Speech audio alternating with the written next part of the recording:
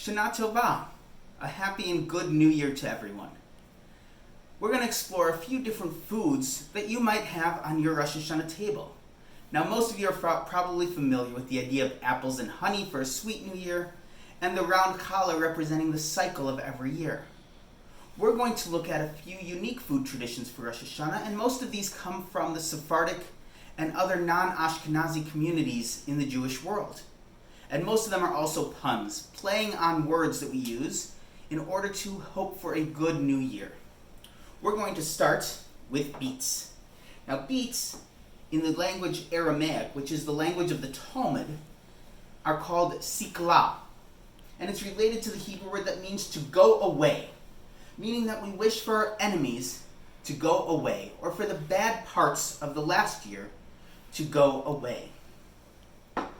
The next one are peas. Again, in the language of the Talmud, peas are called ruviyah. And that's a play on the Hebrew word that means to increase. The idea of the peas is that we should increase our blessings and our goodness in the new year. Now we have a squash, or you can also use a pumpkin, because both are called kara'ah in Hebrew. And that's similar to the word for calling or calling out.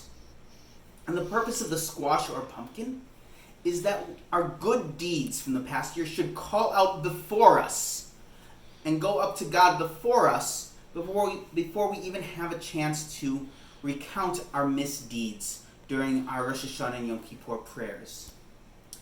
The last is one that might be a little more familiar to many because of its uniqueness and, quite honestly, its grossness. And that is our fish head. And fish head, of course, is partly a play on the idea of Rosh Hashanah, the head of the year. And the fish head is used, first of all, not to waste any because of the long traditions of things such as gefilte fish being served at Rosh Hashanah dinner. But also the idea is that in the coming year, we should be heads, not tails. In other words, that we should try to lead in doing what is right instead of just being followers.